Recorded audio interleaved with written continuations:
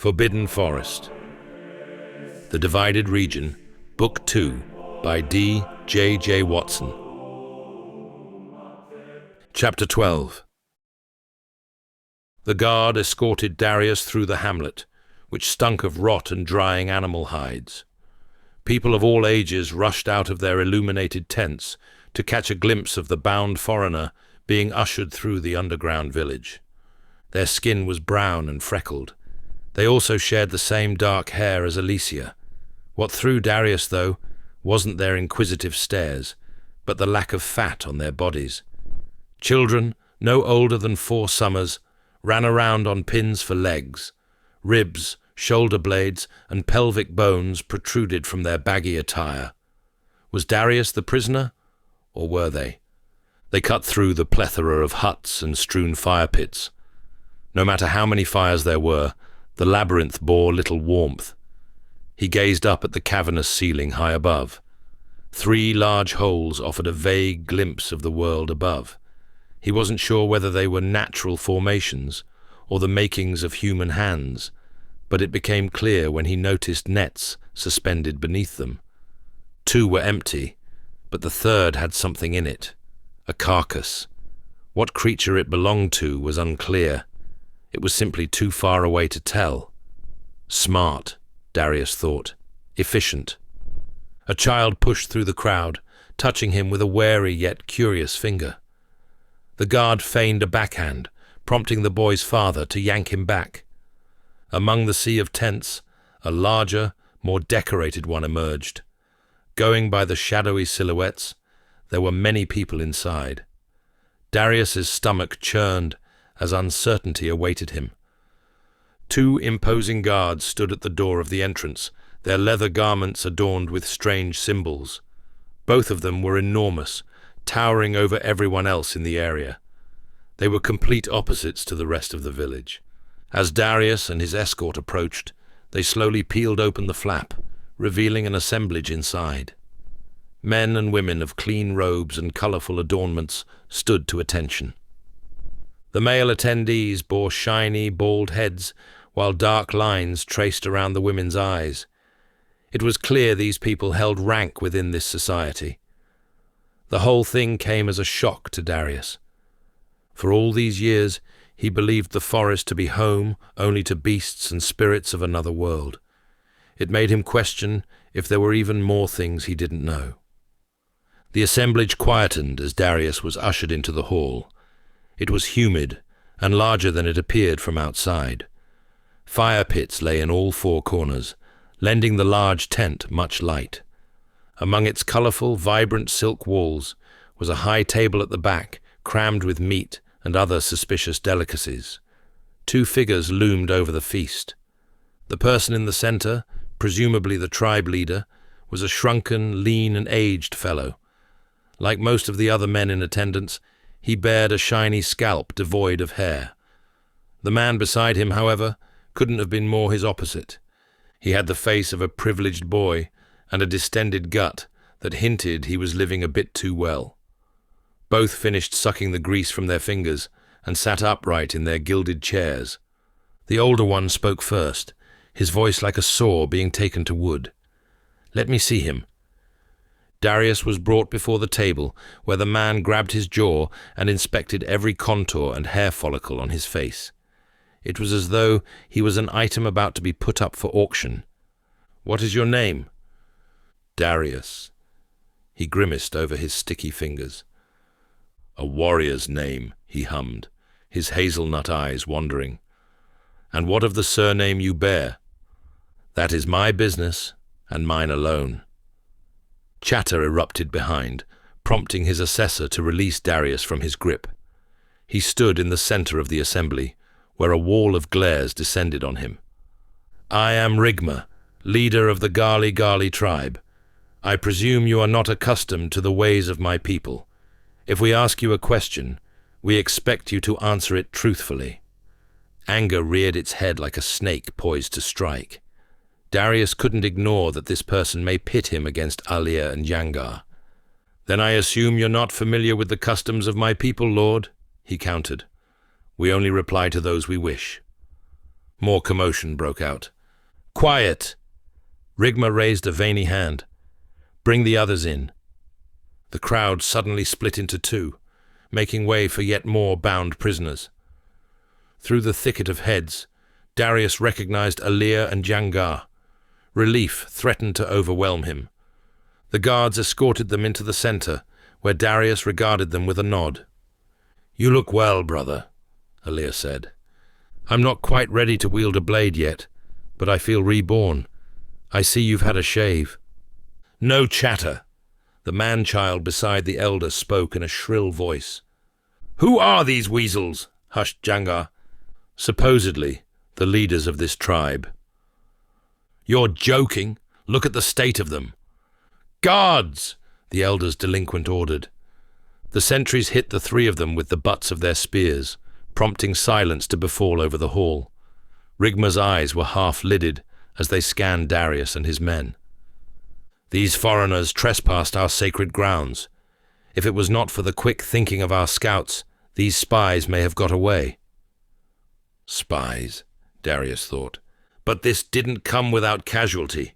One of our brothers was taken gravely ill and is currently fighting to remain in the realm. The elder's man-child suddenly bowed his head, prompting all in attendance to do the same. May the Spirit Mother heal him. Darius shared a bewildered glance with Jangar and Alir. "Since their arrest, we've given them warm beds and food for their bellies. Such is the nature of our tribe. But do you know what I say? Enough!" Cheers broke out. The surrounding guards grunted in approval, their chests swelling. "Egregious acts warrant punishment of equal proportion. Elder, that is all I have to state." With that, the boy leaned into his chair, having grown an inch taller with pride. "As Roos alluded, these are serious offences, gentlemen." Rigma's neutral gaze fell on Darius. "I presume you are the leader of this cohort." "No, we are all equals," Darius replied. "A noble sentiment. Tell me, what are you doing in this part of the realm? Surely there are richer places to spy on than a remote tribe." "With respect, Lord, you will not address him with your native words," Roos exclaimed, his voice fast finding a home under Darius's skin. "He is to be referred to as Elder, and nothing less." "And what is your rank, boy?" Jangar queried. "I am no child. I am the Elder's chief advisor." Jangar scoffed. "You've got bigger tits than the women here. The only people you advise are the cooks." Flustered, Roos huffed and threw a petulant glance at Rigma, who had a calming effect on the boy. "Speak unkindly of my counselor once more, and I shall have your tongue cut out and stitched to your side." Darius exchanged a look with Jangar, suggesting he should heed the warning. "There is no point conversing with these people, Elder. They show no desire to be civil. I suggest you hand down their punishment and end this fanfare." Rigma clicked his fingers. "Bring out the other prisoners." Darius appeared confused as the crowd parted once more, revealing three other bound figures. Aside from the man with the auburn ponytail, the other two shared similar features as Darius and Alir. As the guards brought them into the center, their gazes fell on Darius and his men. They had a certain guise about them, as though they had seen many places. Wanderlusts, nomads, travelers. These were terms commonly used to refer to people like them. Darius was quick to spot who he believed to be their leader. The man's face bore smooth skin and few wrinkles. He couldn't have been much younger than himself. When the man found his gaze, there was nothing but silent hostility. "Inspect each other," Rigma said. "What strengths do you see? What weaknesses will you exploit? You each came into our lands as uninvited guests, so it is only fair you face the same punishment." "We've done no wrong," the redhead added. "We're merely explorers." "You could also be spies working for your king." "We have no sovereign, nor do we belong to any kingdom. We are nomads." "Spare your breath. You'll need it for later." Darius's heart quickened. All he could think of was what Elysia warned him about. The pit would be too plain a trial, Rigma said, bringing slight relief. No, you will all face a punishment far more exciting. The assembly had seemingly forgotten to inhale, sucking all the air out of the room. The Grelithia. Everyone gasped except Darius and the other captives. The what? Alia whispered. No idea, Jenga replied. Whatever it is, I don't think it's a stroll. Darius suddenly stepped forward. If blood sport is what you seek, then I pity you. Rigma stood and leaned against the table. Pity not. This is what you get when you commit an outrageous crime and take our hospitality without an ounce of gratitude. It was never your kindness. It was your people's, the same ones starving outside this very marquee. The elder recoiled, his eyes lit with disgust. You have no business talking about my tribe. None. Rigma glared at the guards surrounding all 6 prisoners. The Grelithia shall begin tomorrow night under a full moon. Take them away. We've done nothing wrong, the redhead complained again. Enough, Hunfa, exclaimed the dark-haired, soft-skinned leader, before shooting Darius a disgruntled scowl. We'll have our justice. The guards separated the group as Rigma climbed down from the table and disappeared through the hall's rear tent flap. Darius was forcefully led away from Alia and Jangar. He fought against his manhandling, but a swift strike to the shoulder was enough to make him comply. There was a darker energy in the air. Even the guards appeared to revel in this new plight of theirs. As he was being marched back the way he came, his thoughts turned to tomorrow night. The Grelithia. What was it, and what misery did it promise? Chapter 13. Yesterday's summoning was like a distant memory. Darius replayed everything in excruciating detail, trying to decipher what in the realm the Grelithia was. The name alone exuded a solemn spirit. Blood and carnage emanated from it, no doubt a spectacle designed to appeal to the sadistic nature of the elder and the upper echelons of his clan. A shadow fell across the tent's entrance, followed by the whisper of fabric. Alicia's slight form slipped inside, her eyes wide and darting.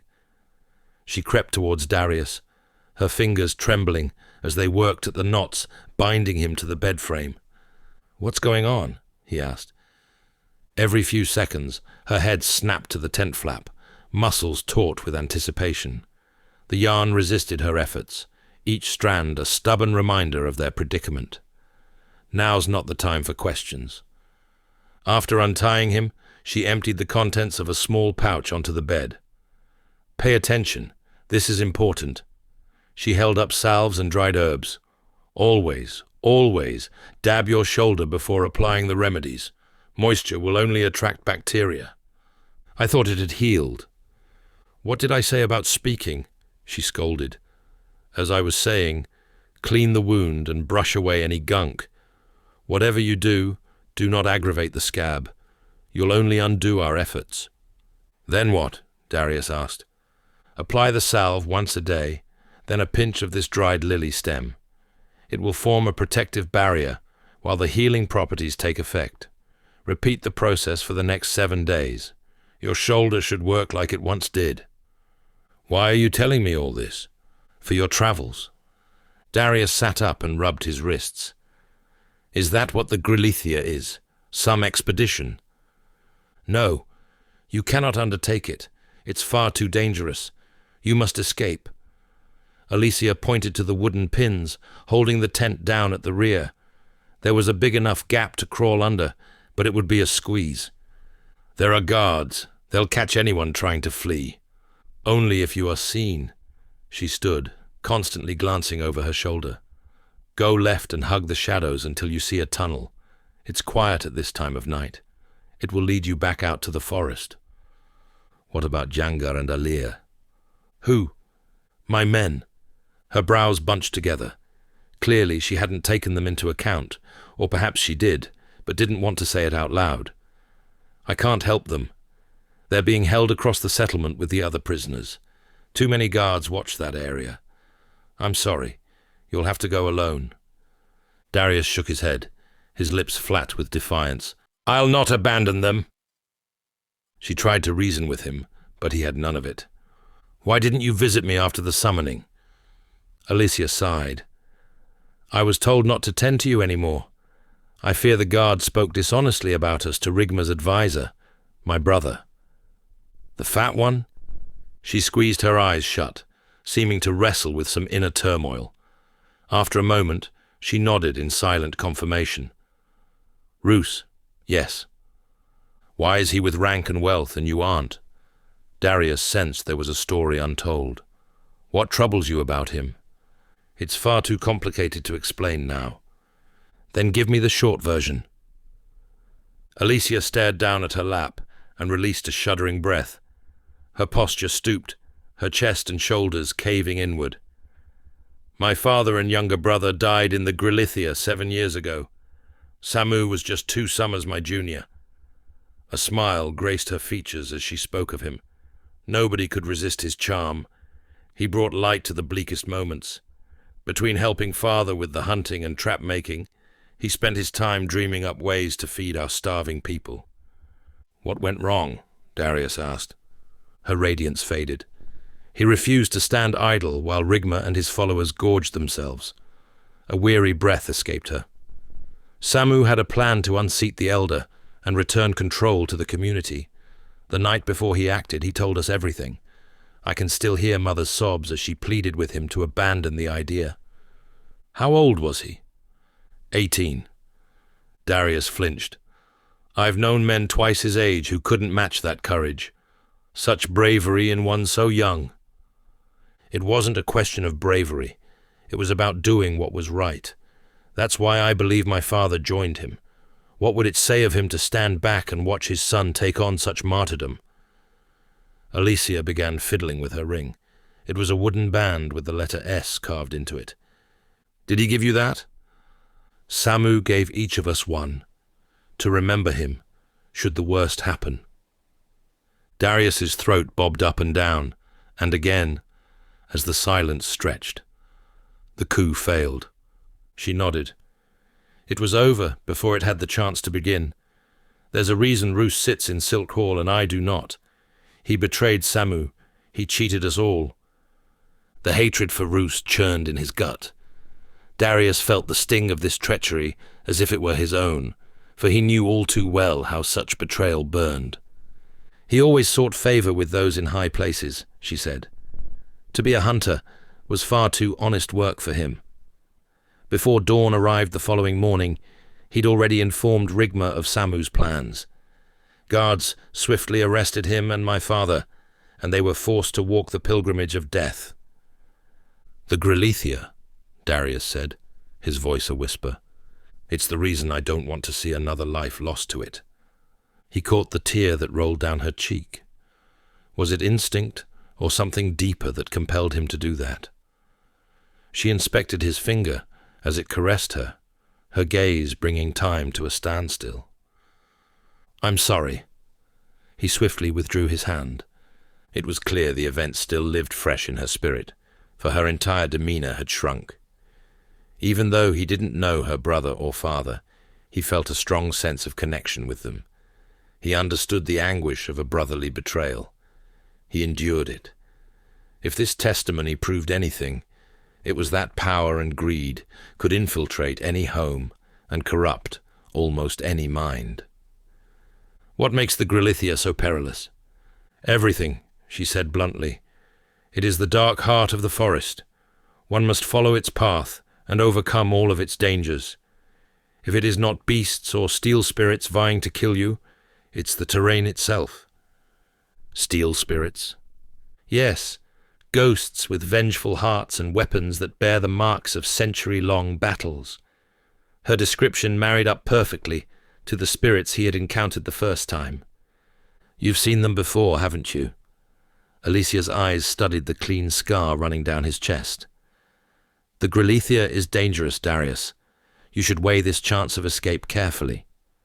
"I will not leave them behind. Not in this lifetime." "How sure are you they would do the same?" Darius didn't know how to take her question. On one hand, He felt to rebuke her for asking such a thing, but on another, genuine contemplation. "I would lay my life on it," he said firmly. "Then your decision is made. What happens when we return from the Grillithia?" "Nobody has survived it, Darius." The words cut through him like a blade of ice. "It doesn't mean it cannot be done." She glanced over her shoulder once more at the entrance. "That's up for Elder Rigma to decide. He is a man who suffers from great envy. If the Spirit Mother grants you a rare safe passage, he may become threatened by your influence." "Wonderful," he sighed dejectedly. "So, if the Grillithia fails to kill me, he will." Alicia reached for his hand. He studied her small, buttery fingers as warmth travelled up his arm. As able as they were to heal, he sensed they could also deal harsh consequences should a situation dictate it. There was a fighter deep within her, unlike the piece of lard that sat beside the elder. Heavy footfalls approached the tent. Alicia worked fast to bind his wrists, her small fingers moving with practiced efficiency as she secured the knots. She handed him the leather pouch for his shoulder, and in a swift motion bent towards him, her lips brushing his cheek in a fleeting kiss. Before he could process what was happening, she had vanished, ducking beneath the canvas at the back of the tent and disappearing into the night. He clasped the spot where her mouth had grazed his face, holding it there for countless heartbeats. There were so many more things he wanted to say, so many questions he knew would go unanswered. Darius wedged the purse in his breeches as two guards entered the space. He could tell by their taut exteriors that he wouldn't be returning to the tent. One of them moved to untie him, while the other grabbed his armor. "What about my sword?" "Be quiet! You will receive it when Elder Rigma says so." Darius was pulled to his feet, jaw tight. His shoulder had a dull ache, but nothing like what it was before the scouts found him. "Arms out!" the guard barked and bound his wrists with fresh yarn. "Easy," he protested its tightness. "Silence. You're coming with us." Chapter 14. The rope yanked at his wrists, halting him mid-step. Darius gritted his teeth and shot a glare over his shoulder. The three captives lacked the speed and endurance he came to expect from nomads, yet despite wanting so badly to lambast them, he opted to save his energy instead. The Grillithia hadn't even begun yet. They ascended a muddy incline as the silent forest swelled around them. The full moon they set out on had since dipped and given rise to a twilight blue. Alicia and the hamlet were all but a distant memory. Janga and Alia led the line with Darius just behind. More than a dozen guards escorted them. Rigma and Roos were also travelling companions, though it was clear the walk took its toll on the young advisor, for he blew harder than a storm. Darius shuddered as dawn brought with it an ungodly chill. It was as if they were walking out of spring and into winter. He rubbed his palms as much as the rope allowed, earning nothing more than the occasional sneer from a guard. Rigma slowed his stride until he was beside Darius, his measly frame more pronounced. "Tell me, young man," he murmured, "what really brought you to the forest?" "Spying, apparently. We both know that's not the truth. Yet I am charged with it, among other crimes." Darius shook his head in reply. He couldn't bring himself to look the elder in the eye. "What do you want with me?" "To better understand you. It's rare the Spirit Mother offers us men of the outside world. She has spoiled our clan as of late." "I have little to share." "Lies. We all carry stories. I assure you, I'm merely a man being marched through a forest." Rigma snorted. "Cunning. I've been accused of worse. This is how I know you are more than what you let on." "Can I be honest with you for a moment?" "Please do. For a leader, you speak a lot." "Perhaps I do. Or maybe I have grown bored with walking." It was a pathetic excuse. Darius knew all too well that empty vessels make the most noise. The elder's facade of smarts was nothing more than disguised stupidity. "I hear you struck quite the rapport with our healer." A phantom punch landed in Darius's stomach. "Alicia is a good woman. Her brother is desperate to arrange for her a husband." Rigma glanced at the guards. "Thankfully, there's no shortage of suitors." Heat rippled across Darius's body. "Isn't it too cold for you and your spoilt pup to be out here accompanying us? You don't seem like the type to muddy your boots." "I sense displeasure in your voice. Have I said something to offend you?" He smirked. "The Grillithia is not any ordinary trial, Darius. It's a ritual, an offering. This forest is our home, our goddess, but like all living things, she requires feeding. That's why we are here. Still doesn't explain why you need to be here. Your men look capable enough of escorting us to a sacrificial altar." He chuckled. "When you hold seats of power—" "Power," Darius scoffed. "You'd be laughed out of most village halls, let alone castles." A pinched expression enveloped Rigma's face. He suddenly halted and squeezed Darius's throat. For a half-man, he had a forceful grip. The mostly quiet trek swiftly turned into a war of words and raised voices. Alir and Jangar yelled, but the guards were quick to show them the butts of their spears. "You think you intimidate me?" Rigma's sagging cheeks darkened. "I know I do." Darius overcame his crushed windpipe. The elder's eyes tried burning a hole in his soul. Just as his vision quivered, the pressure around his neck ceased, and the elder let go. "Although I would take great pleasure in watching the life drain from you, it pales to what the Grillithia promises." With that, Rigma rejoined Roos at the front. "When the opportunity comes, he'll eat my arrows," Alir hissed. "No, he won't. It will be my sword that he tastes." "Too right," Jangar agreed. The rope tugged forward, and they resumed their trek to wherever it was they were being taken. Darius looked up to the emptying treetops as more groans rang out from behind. The slightest glimpses of a violet-tinted sky, black and starless, appeared through the crooked cracks. They trudged through dense forest, twigs snapping underfoot, the silence only broken by the occasional grunt. Darius's neck throbbed from where Rigma had choked him, but he pushed the discomfort aside, focusing on his surroundings. After what felt like another hour, a large body of water emerged beyond the timber. The lake emitted a repugnant smell that almost made him double over. It had all the foulness of a marshland, only there was no marshland, just a vast expanse of still water. Jangar gagged, his face contorting in disgust. "That's strong enough to wake the dead." Darius trawled the archives of his mind to see whether he remembered coming across the vast glade, coming up empty. "Ring any bells?" Alir asked. "No." "You sure you came through this bleeding forest and not some park?" Jangar complained. "Wait, you've been here before?" a captive inquired. "The group leader." Darius didn't dignify him with a response, not after his little attempt to size him up yesterday. They stumbled out onto a sandy clearing that stretched beyond the peripheral. Darius cupped his eyes from the bright, uninterrupted sky. Though it lacked a clear sun, it still packed a blinding punch. Once the discomfort subsided, his eyes roamed back over the lake, which was more akin to a trapped sea than anything else. A knot formed in Darius's gut as he surveyed the lake's unnaturally still waters. Not a ripple, not a breath of wind to stir its surface, just an eerie, stagnant sheen that mirrored the sky too perfectly, like a dead man's eye. He searched for movement, a fish darting beneath the surface, a wayward insect skating across the water. Nothing. Even the reeds stood motionless, as if frozen mid-swim.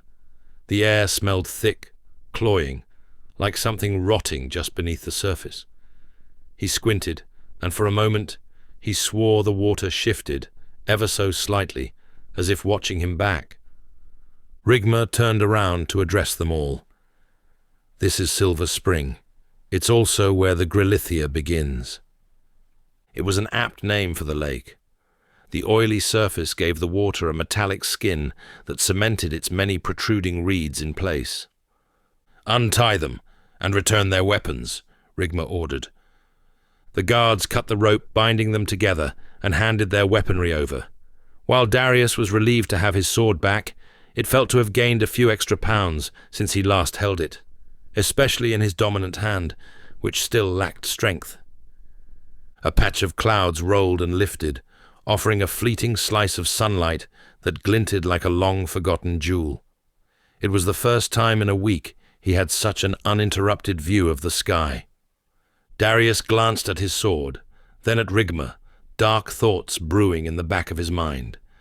He sheathed his weapon quickly to quell such ideas from taking form. "Today is the day you discover the men you are," the clan leader said, his attention looming over Darius. "The Spirit Mother is a forgiving yet merciless goddess, and only she will decide the outcome of this trial. The route is simple. Underestimate it at your own risk. Should she favor you, you will appear over there." He twisted his slight frame and fingered across the stagnant lake. Darius could barely see a patch of land overlooked by a wall of miniature trees. Going by how small they were, it must have been many miles away. "Then what?" the auburn-haired captive asked. Rigma's face lit with a blend of dismay and surprise. "Nobody has survived the Grillithia. If somehow you overcome such a feat, then I shall enshrine your names in our clan's folklore." His words were as weak as his gaze. "And you'll let us go?" Darius probed.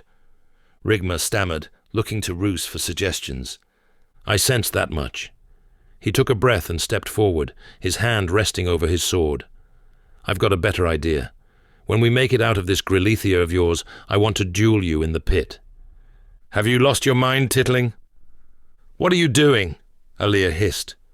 Darius ignored their concerns and focused instead on the flat gaze that lined the elder's face. "Or you could cower behind your men and guarantee us our freedoms," he said. Roos shuffled on the spot, as though a sharp object had inserted itself into a certain orifice. "This is an absurd suggestion, Elder. Ignore him." "And if I deny your request?" "You must kill me now."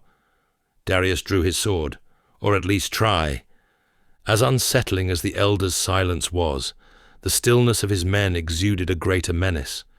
He glanced over his shoulder to see leaves rustling in the gentle breeze. A blue-tailed dragonfly flew into his sight, ducking and rising with the passing wind. Darius's eyes narrowed. Like him, it didn't belong to this landscape, nor the forest that willed it back. He watched as the colorful insect disappeared the way it came, cutting short his momentary trance. Janga stepped forward. "If you want to kill him, you'll have to get through me first." "And me," Alir added. Their solidarity bred a warmth unlike any other. He could tell by their faces that they were less than impressed with the position Darius had put them in, but loyalty prevailed. The other captives simply watched on like cowering mutes, creating a distance between their group and his. The guards readied their spears and swiftly adopted battle stances. Darius couldn't detect any doubt or apprehension in their eyes. Rigma's expression darkened like a storm front, his lips pressing into a thin line. A slow breath flared his nostrils, but his hands remained still. A man calculating, measuring, waiting. "You are either the bravest fool I have ever met, or the most suicidal." He lifted his chin, his gaze settling on Darius like a weight. "Your request assumes that the Grillithia and I are easy opponents. I may not share your youth or optimism, young man, but there is one thing I know to be true. I am no stranger to a sword. Did Alicia not tell you that?" Darius wore a perplexed expression. "No, she didn't." "Oh my," Rigma added. "She mustn't have thought too kindly of you. In any case, should the Spirit Mother grant you an unlikely victory, I shall honor your request. But make no mistake." Rigma leaned in, voice barely above a whisper. "I will not grant you a warrior's death. I will make you beg for one." The elder made way for the tree line with Roos, exchanging a passing glare with Darius. The guards that remained told them they were to travel straight towards the other end of the glade. There, the path would become clearer. Darius stared across the colourless plain, all manners of emotions and questions finding him. It would take hours to cross. Of that much he was certain. When the remaining guards left, Darius looked at Jangar and Alir. A strong sense of responsibility befell him. He brought them to this place, this forest, so he had a duty to get them out. He cast a loose gaze back across the glade at the shrunken trees that pronged the sky. The other captives gathered together a short distance away, as if conspiring against them. "Whatever happens," Darius said, "we do not take our eyes off them." Jangar and Alir observed the rogues, humming in agreement.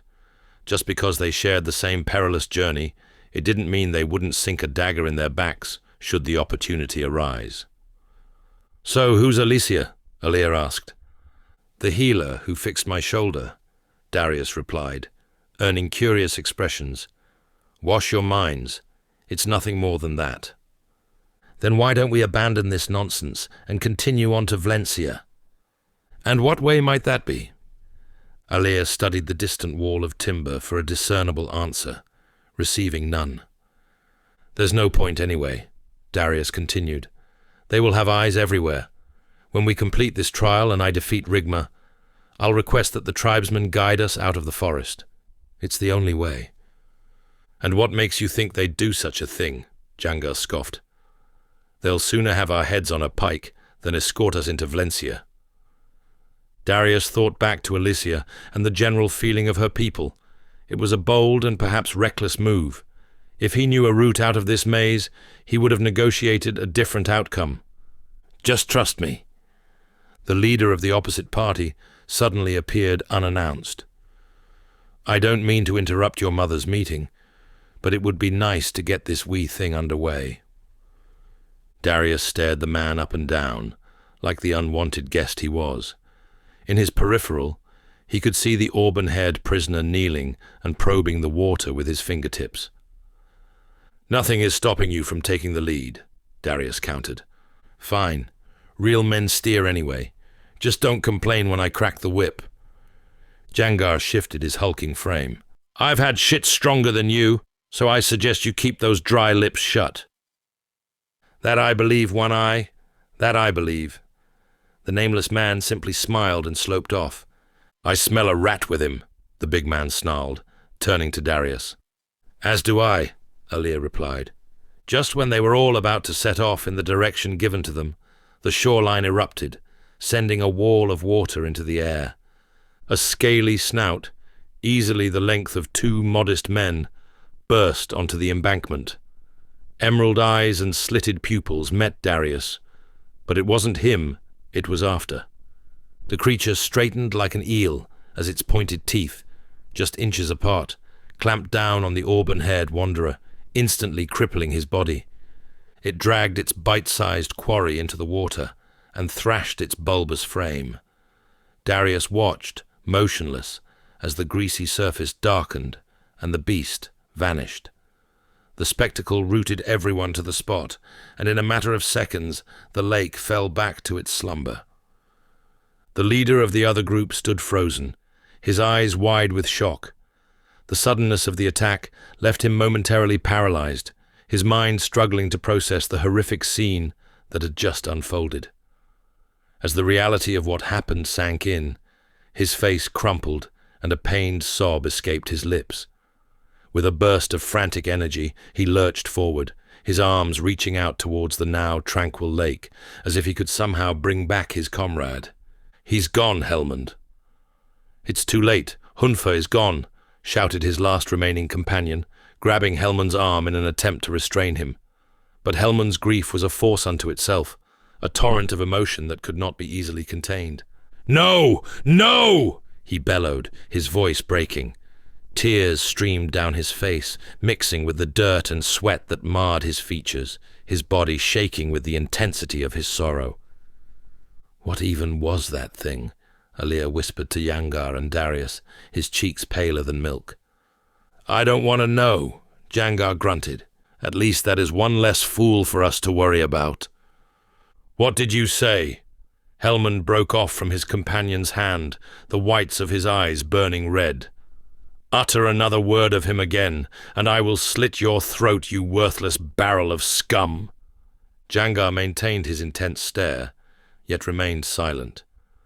It appeared he understood the formidable strength grief could bestow upon a man, or perhaps he harbored a sliver of empathy for the nomad.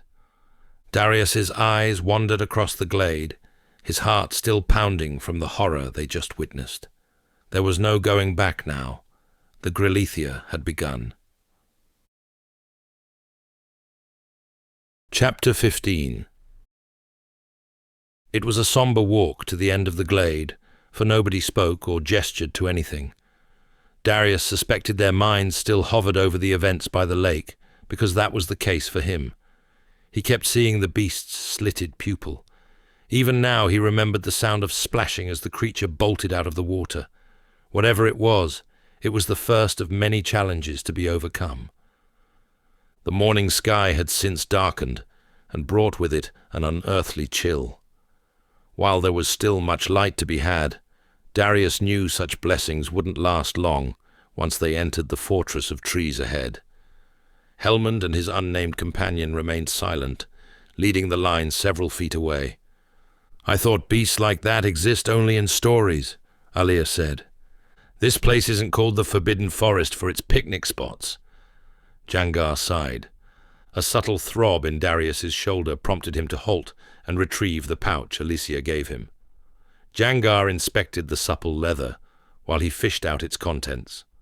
Among the salve and dried lily stem appeared a wooden pendant. He lifted it out and let it rest in his dirtied palm. Held by yarn, it was a circular shape, with a sun in the middle and two trees branching off either side of it. It was a crudely drawn insignia, with nothing but love woven into it. Darius ran a finger over it. This was for Samu, he thought, as a brotherly presence presided over him. Alicia must have crafted it some years ago, for it had lost some of its shine. What's that? Jangar asked. Darius tucked the necklace into his breast pouch. Salves for my shoulder. The healer gave it to me. The woman, you mean? And the trinket, Alia quipped. I am no apothecary, but I cannot imagine it being the most helpful of tools. Darius ignored them and followed the instructions given to him before swiftly packing away the contents. There are more pressing things to be concerned over. I'm not sure I agree, Jangar chuckled. Going by your red cheeks, she must be a looker. Bet she woke up more than one part of you as well. Jangar, come on, tittling. Don't let this place rob what little humor you possess. Alia smirked. Let's pick up the pace. I think I'd rather be in there than listen to you any longer. That's more like it. Darius sighed and closed the gap between them and the nameless captives. The fortress of trees was indeed a sight to behold. Giant stems connected each tree to its neighbors, their arms interlocked like a web of vines. The topmost branches blended into something that resembled a massive garden, while a lifeless wind pushed out into the glade, carrying with it a floral scent. It mesmerized and baffled Darius all at the same time. Until now, the forest was lifeless and devoid of any pleasant aromas. He listened in and detected the distant hum of crickets and birds. Are we in the right place? Alia commented. We must be, he replied softly. The other captives turned around. This is where we were told to go, the shorter, unnamed one said, his voice hoarse and cracked. Darius looked at him and saw a man of advanced years. His eyes appeared as if they were on the brink of collapse, and his beard was unkempt. Whatever journeys he'd been on had long since pecked away at his forehead and cheeks, leaving behind the proud features of the past. What is your name? Darius asked. Gorwald. Hellman shared a disapproving look. I'm Darius. This is Alia and Yangar. Gorwald regarded them with a nod, but no more. Listen, I know we haven't had the best of starts, but it's important to acknowledge we face the same perils. I am not suggesting we break bread together. Then what are you proposing? Hellman stepped forward, his eyes still red from grief. He wore all the hallmarks of a disgruntled figure, and who could blame him after what happened to his brother? That we either work as a team or... Spit it out. Or we split. It's your choice. You sound desperate. Excuse me? Darius was losing patience with the man. Hellman's gaze narrowed. Are you deaf? No, I'm blind. Blind to the fact that I thought there was a chance of reconciliation. If it wasn't for what happened back there, I would never have tried making amends. Never mind. Gorwalt shuffled awkwardly. Hellman, do not speak my name in front of these fools. I suggest you watch that mouth of yours, Jangar warned. Hellman huffed and turned away, marching through the gap in the trees. I think it's best we continue on, Gorwalt said to Darius sheepishly. He'll come around. He just needs a little time. Well, he better do it quick, Alir added, for this forest waits for nobody. The stubby man acknowledged the warning and followed Hellman through the opening. Darius, Jangar, and Alir inhaled before re-entering the dense wilderness. The first thing to hit Darius was the humidity. He likened it to the sweltering heat of a desert, as an invisible veil of hot air pressed onto his skin. It was at complete odds with everything they had experienced until then. It took a while for Darius's eyes to adjust to the gloom that enveloped them. Up ahead, the forest meandered in all directions. Ancient-looking mushrooms dotted the ground, many of them the size of hens. They were a dark shade of brown, and a few even glowed a faint orange. Others were cracked, and their innards could be seen through the fissures. Do you think they're edible? Alir wondered. Doubt it, Darius replied, taking in the wild orchestra that played out around them. I would sooner let a blood wolf sniff my crown jewels than eat a plant from this place. Is that what you call your manhood? Alir quipped. They waded through the shrub when Darius felt something brush against his leg. He looked down and saw a harmless-looking bush. The leaves were green, but not the ordinary vibrant shade. Instead, they were dull and sickly. Watch your step, Gorwalt called up ahead. The plants here aren't what they seem. Alir exchanged a worried look, not allowing speculation to leave his lips. They kept moving, inspecting every footstep after the other. When Gorwalt and Hellman stopped in the distance, it was clear tension still hung in the air. Have you arrived at a decision yet? Darius asked. Hellman shook his head, his eyes taking aim at his rival. He was only a summer or 3 ahead of Darius, his hair darker than the darkest of nights. While scruffy and long, his beard wasn't, for it was as if his pride was attached to it. You have lost your brother. You're angry. Do not speak for me, Hellman snapped at Darius. Jangar's burly frame rattled with frustration, but Darius held an arm out to stop him from doing something he may have regretted. Jangar spat on the floor, Gorwalt secretly thankful for the de-escalation. We would never have been here if it was not for you all, Hellman barked. My brother would still be alive. Would he, though? Alir said, earning the mother of all glares from Hellman. We were destined for something in that camp, and it wasn't freedom. Hellman mulled over the density of his words for a time. It was clear he was battling between grief and his disdain for them, but somewhere among his dark eyes, Darius saw reasoning. We do not want this any more than you do, Darius added. I assure you, we will regain our liberty and have our revenge. Hellman shook his head and gazed distantly to a world far from theirs. My brother was an ale-addled fool most times. He believed he was bigger and better than any man or citadel the realm offered. He chuckled to himself. If I had a shaving of gold for every moment I pondered how we were related, I would have bought Estos by now. His posture suddenly sank as unreadable thoughts passed through his eyes. He may have been an arrogant turd, but he had a good heart. If it's worth anything, I'm often accused of spending too much time up my own arse. Jangar glanced at Darius and Alir. It must be a ginger thing. Their laughter helped to nullify some of the tension. I am sorry for what happened to your brother, Darius said once the mood simmered. Jangar let his axe hang by his side, and I apologize for calling him a fool, even though I now know he was. Your apologies won't bring Hunfa back. Hellman paused, tonguing the inside of his cheek. But I appreciate your condolences. It is me I am annoyed with. I should never have come to the Forbidden Forest. Then why did you? Alir asked. The promise of treasure. What else? This is no place for picnics or afternoon strolls. We go wherever the scent of gold is. Alir chuckled, his words almost inaudible. Not too dissimilar to us, then. Where is your homeland? Darius took a swig from his water skin against the assault of the heat. Everywhere. We're nomads. We have no fixed abode. However, if where my mother spat me is what you're seeking, then I'll let Gorwalt go first. His is more interesting. Darius turned to the stocky man. Kilda, Gorwalt said.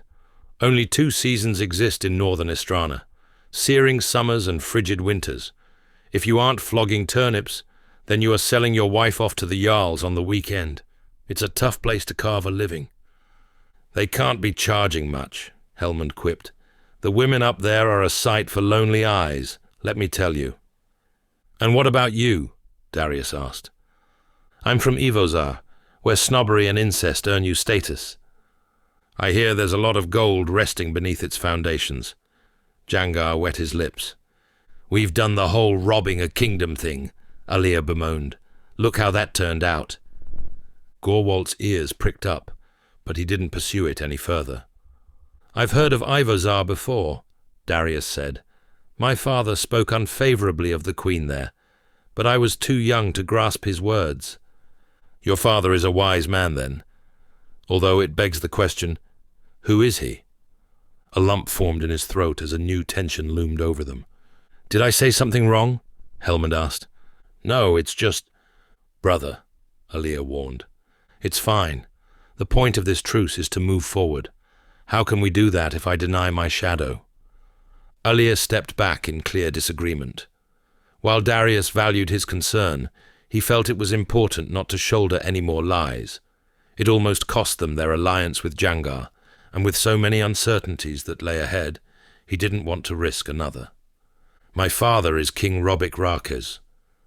Gorwalt recoiled, whereas Hellmund remained rooted to the spot. It was as if Darius had spoken in a foreign tongue. Are you a bastard? Gorwalt asked. No, I'm heir to the throne. I don't understand. What brings the Prince of Vlencia to this dangerous part of the world? Hellmund crossed his arms. If you say it's a long story, I'll wallop you. Your persuasive abilities are something to behold, Jangar. Alir fixed his bow on his back. I wouldn't get too comfortable just yet, Darius warned his friend. Gorwalt and Hellmund waited with growing eagerness to find out the truth behind such a misadventure.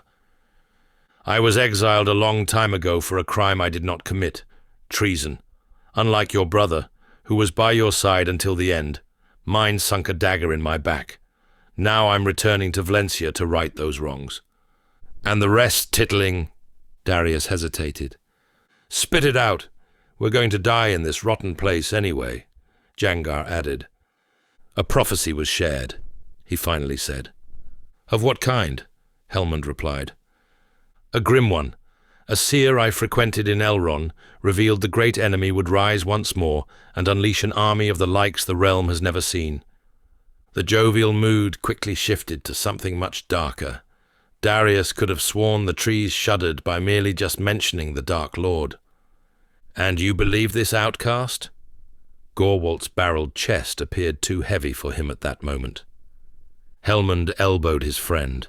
Don't knock the word of an oracle. Wasn't it a seer that said there would be treasure here? Gorwalt asked. Maybe our paths have crossed for a greater purpose. Darius looked at them with a firm conviction. Easy now, Titling. We've only just got on a first-name basis. I'm serious. If the seer is true in what he says, he predicted unlikely alliances will form. Darius's epiphany threatened to unravel him as a madman. Jangar, for years, we hated each other's guts, yet somehow we have not only set aside our differences, but you've also risked your life traveling with me. I would have said such a union was impossible a fortnight ago. And now we all stand here today, two of the realm's most traveled nomads and three infamous outlaws, all with one common goal, to survive this untamed, desolate wilderness. Do you not find that significant? I think you're being delusional, Darius cut off Jangar. Perhaps I am, or maybe our minds cannot comprehend such workings of a higher power. A seer says a lot of things when he is hungry for food and gold, Gorwalt added. It doesn't mean they are lying. He's got a point, though, Hellman said. The seer I visited mentioned nothing of getting captured or having to face this barbaric pilgrimage. I'm not saying there are not dishonest seers or people who pretend to be all-knowing. The one I frequented had been accurate with many things, not least with our failed raid on Valga. It was you, Gorwalt clutched the tip of his beard. News broke out just as we left Elron. Jangar's auburn brows came together over Darius's bold statement, forming a line of rust. The Oracle said that? Yes, he even warned of great losses. A pang of sorrow shot through him as he thought of his fallen comrades, not least Bolin. There was little he wouldn't give to have the old man's calming presence preside over them. Vlencia, Bolin, Philip, Colin, Graham. We lost many people. Alir and Jangar's eyes roamed without direction. Sorry to hear that, Gorwalt stammered, his head sinking downwards. Darius's mind was busy trying to observe any discrepancies between what the seer shared with him and what came to pass. I'm not sure if what I have been told is true, he admitted, but I've chosen to believe his words. Only time will tell whether I am right or wrong. Until then, we have the Grillithia and all of her obstacles to overcome. We cannot let our guard down. Agreed, Hellman said. A lot has been shared. I fear it may weigh us down if we continue deliberating what is true and what is not. Everyone hummed in agreement. I will mourn Hunfa in time, and I shall enact my revenge on that beast, either in this life or the next. But now isn't the moment to endure such feelings. He turned around and studied the forest with disgust. I don't trust this place any more than that lake. Darius eyed the foliage as though something could leap out from it at any second. He soon picked up a trail of bare earth that cut through the trees and suggested they follow it. They made it only 100 yards when a torrent of whispers ruffled the air. Darius's blood froze in his veins. The spirits had tracked them here. Did you hear that? Hellman's eyes darted in all directions. The forest doesn't want us here, Gorwalt said. Alir knocked an arrow. I wouldn't take it personally. It doesn't tolerate anything that has a pulse. Everyone readied their weapons as the slithery hisses grew in stature and presence. Steel spirits, Darius said in a flat tone. Steel what? Jangar exclaimed. The whispers joined to form a voice, one that even the most courageous of men would shudder at. You do not belong, it rasped like a dying ember. Enough, Hellman barked. Show yourself. The trees swayed wildly, raining down twigs and leaves in a deluge. All eyes were on Darius, whose pupils seemed to have grown to the size of dinner plates. He hastily directed their attention forward, his feet already turning to ice. This way! Hurry! He called out. Chapter 16. The whispers culminated into a terrifying shrill that clawed at Darius's chest. They ran without hesitation, the tropical humidity swiftly replaced with a frigidity that made holding his sword a challenge. That way! Hellman veered off path to another, much wider one. Jangar lagged, but Darius and Alir kept pace, encouraging him to keep going. A chill roared from behind, thrashing up a storm of leaves that whipped their faces. The forest was full of trickery. They made it a short distance when, without warning, The whispers and wind ceased. It was as if the spirits had gone off to torment something else. Darius was uneasy. They wouldn't have merely let them go. No, something was stirring. An ambush, maybe. Hellmund and Gorwalt used the reprieve to stop and catch their breath. Loud gasps polluted the forest's false calm as cold sweat poured down their faces and into their eye sockets. We can't stay here. Darius scanned the timber giants, panic threatening to plume out of him like dark soot. Why not? Hellmund inhaled deeply. Whatever that was, it's gone. Alir suddenly nocked an arrow and aimed up towards something, grabbing everyone's attention. His eyes were wide and bore a look Darius hadn't seen before. Terror. There! His voice shook. Darius craned his neck and gasped, the air stopping short in his windpipe. It couldn't be. Not again. A white orb appeared, then two more. They grew in size as they drew closer, their ghostly vessels soon morphing into armored skeletons. Darius's knees turned into warped steel as old and violent memories stepped forward. The heavens erupted, and great spears of lightning shot down beyond the canopy. They crackled and hissed as they struck trees and anything foolish enough to stand in their path. What in the gods? Jangar's mouth fell open. Steel spirits, Darius murmured, wishing his words were untrue. They're finally here. In a flash, the spirits were upon them, and they all staggered back to form a circle. The beings stood taller than any of them, their eyes glacier blue and piercing. Their gaze alone was enough to turn mortals into blocks of ice. Darius gripped his sword with ever-quivering hands. Though he hadn't seen these entities in years, their gaunt, skeletal faces etched themselves into his brain, as did the stench of decay they carried. The steel spirits studied each of them, their holes for eyes dimming and strengthening as if breathing in the air. Darius and his cohort huddled closer together as the whispers returned. What do we do? Alir kept the tension in his bow. Nothing, yet, Darius said. We can't just wait for them to attack. We must do something. The arse is right, Titling. I don't think they're going to let us pass. The ghosts surrounded them and cut off their escape. One steel spirit was enough of a fight for the 5 of them, but 3, their chances of survival were almost non-existent.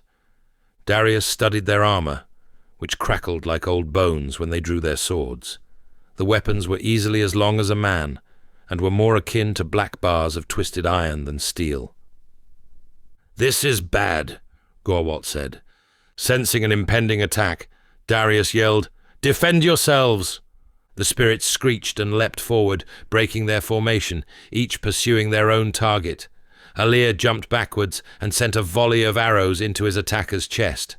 The onyx projectiles buried themselves into the spirit's torso, but they did little to slow it down. Hellmund's sword bounced off his ghostly assailant's armor with a loud clang. He retreated a few steps back, his face a picture of confusion. The remaining spirit homed in on Yangar, its weapon striking his axe with tremendous power. He slipped on the wet leaves and crashed to the ground, his eye wide with awe and envy. Darius leapt to his aid, while Alir continued to fill his wraith with arrows. He swerved the downward swing and replied with a strike of his own, but his blade sparked against the spirit's armor. Jangar got back to his feet and refrained from rushing in. He had ample courage to fight, but not enough to launch himself at the dead. Darius dodged the incoming strikes, unable to pull off a reply of his own. The spirit was simply too relentless. Jangar lumbered behind the ethereal warrior, but it swung around and bellowed a screech that could empty an ocean. The big man backpedaled as the sound of thunder rang over the forest. Darius delivered a crushing blow to its side, but the armor was like stone. Gorwalt joined in, hitting it with his mace, but the spirit made light work of him. With a powerful kick, Gorwalt hurled off the path and landed in some nearby bushes. His body folded like a broken twig. The steel spirit turned to Darius, turning his blood into sludge. It lumbered forward and raised its long sword high overhead. Darius met the downward swing before it split his skull in two. The force was immense. A lesser sword would have shattered into 1,000,000 shards of steel on contact. He groaned under the pressure as he struggled to keep his footing. He looked up at the towering steel spirit. Its face lacked emotion and strain. Darius screamed as he pushed forward, gaining an inch of ground. He knew he couldn't outlast the spirit for long, nor any of them for that matter. He broke from the swordlock and swung in a wide arc, grazing its greave. The entity followed up with a strike, connecting yet again with his mortal blade. But this time was different. A searing heat travelled through Darius's weapon, past the hilt, and through his arm. Before he could reposition his feet, he was blasted backwards several meters away. The impact shook his world and left a stunning pain in his back. "Brother!" Alir yelled. "Get up!" Darius watched as Alir, Yangar, Hellmund and Gorwalt restored their battle formation. Gorwalt was still a little worse for wear, but he kept a firm grip of his mace. The other two spirits circled them, waiting for one of their quarries to make a mistake. Darius climbed to his feet. The forest continued to wobble at delirious speeds, as did the ever-looming steel spirit ahead of him. The pain in his spine gave way to a burn on his chest. He realized it was the scar. It was as if the old wound had reopened. "We have to attack," Alir exclaimed. "Together." The wraith-like warrior was ready to deliver a strike when Jangar launched his axe. The tip sunk into its back, causing the spirit to stagger forward. Instead of tumbling over, it merely ripped the curved steel from its spine and threw it on the ground. "What in the name of—" Jangar's mouth fell open. Darius sneered and sliced his sword through the air, striking the gap in its greave. The steel spirit neither howled nor grunted in pain. It simply shifted onto its better leg. These things truly were the dead. He struck the same place twice more, causing the spirit to collapse to the ground like a fell tree. Darius dodged a desperate swing and arched his sword down towards its head, piercing its skull. It let out an almighty screech that caused everyone to cup their ears. The noise was so loud that it chased off the thunder. When Darius glanced down, the steel spirit turned to a pile of ash, the wet earth quickly swallowing its weapon. The leaves and shrubs were no longer green and vibrant. Everything became dull. Even nearby trees seemed to have lost their bark. It was a surreal and unholy scene. The revelations hit Darius in the gut. The steel spirits weren't just ghosts. Their life force was tethered to the forest. If they died, so did a part of the woodland. The two remaining spirits turned around, their eyes trained on Darius with growing hostility. He swallowed what felt like a rock, his stance stiffening. They were going to attack. He sensed it. Without warning, Hellmund and Gorwalt lunged towards one of them and unleashed a flurry of broad slashes, while Alir sent arrows into the other's legs. Darius quickly picked up Jangar's axe and tossed it back to the big man, who wasted no time helping Alir in his fight. The clang of metal meeting metal, teeth greeting teeth, rose over the battle cries. Darius joined the assault. The steel spirit closest to him was busy fending off Hellmund and Gorwalt. He sneaked behind it, but somehow it must have sensed the cowardly movement. It spun around and arched its sword down on Darius. He met the blade, just, and struggled to move under its weight. He couldn't determine whether the entity grew stronger or his depleted energy reserves were to blame. Amid the struggle, he felt a sharp pain in his shoulder, followed by a reeling sensation. "No," he pleaded, knowing his wound had reopened.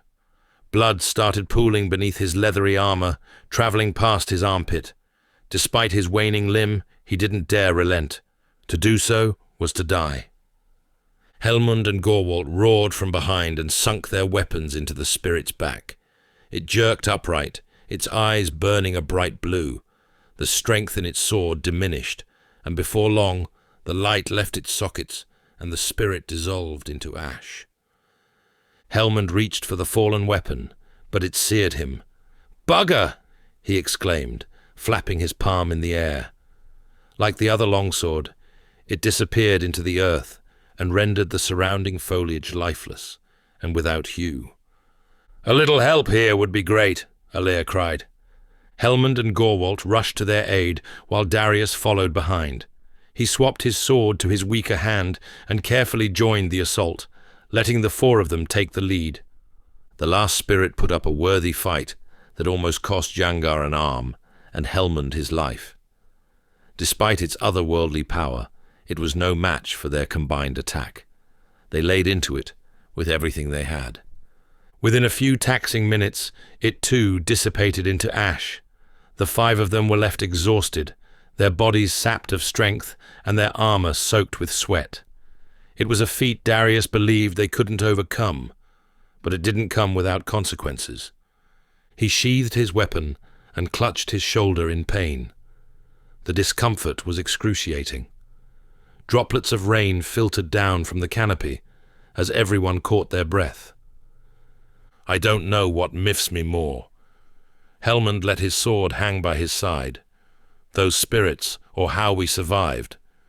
Jangar and Gorwalt replied with something, but Darius's attention drew to movement beyond in the distance. He couldn't believe it. "Brother?" Alir inquired. Darius shook his head, willing his eyes to rid what was coming towards them. Everyone followed his gaze, their postures deflating faster than their lungs. "It cannot be." Gorwalt raised his mace. There were at least 7 more. "We must flee." Hellmund looked at Darius. "There are too many." "I only have 4 arrows left." Alir's voice was hollow. The steel spirits poured into the clearance with an unnerving grace, forming their own battle line. Unlike the group before them, they had no plans to play with their food. "We cannot take them on." Jangar hoped his gruff tone would keep the spirits back. Darius remained speechless and out of solutions. In the blink of an eye, the steel spirits launched forward in unison and caused them all to scatter in different directions. Cries and yells merged with the screeching whispers as the clearing became a bedlam of chaos. Darius parried and dodged what attacks he could, but he knew there was little he could reply with.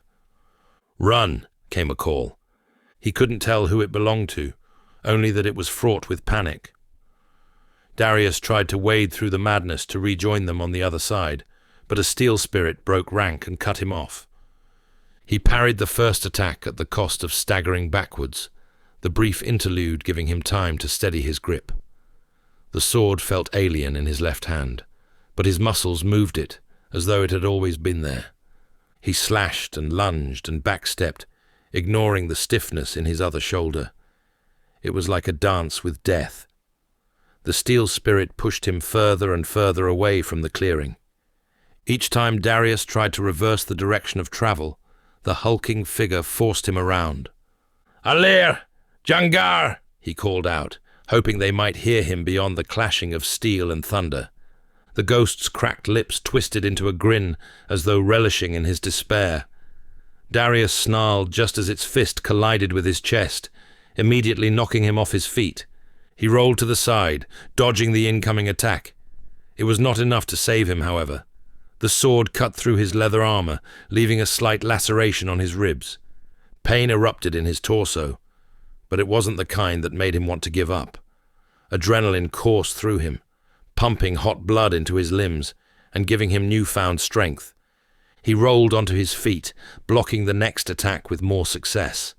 Sweat poured from his forehead, but he did not waver. He kept pushing, losing balance once or twice, but never his resolve. Darius glanced over his shoulder, spotting a winding gap running through a thicket of trees. He flickered between the steel spirit and the path that lay behind, thinking. To continue the fight in his current state was to risk eternal slumber. Its power was too otherworldly, too much of a challenge for an injured swordsman. Darius glanced over its bony shoulders for a viable route back, spotting none. Only swords, spirits, and the promise of death lined it. His companions were nowhere to be found. He assumed they must have been forced deeper into the forest like him. "Damn you!" Darius spat. He spun around and paced down a muddy slope, with what little vigor remained. The trees blurred into a faceless brown until the ever-shrinking steel spirit was completely out of sight. His thoughts were with his companions, but he knew they were out of reach. He could only hope that their paths crossed again, and soon. This chapter closes, but the journey has just begun. If you crave more untold stories of the divided region and want to be the first to know when the next part drops, then join the Legion today. You'll also immediately be gifted the free prequel in both ebook and audiobook. Find the link in the description.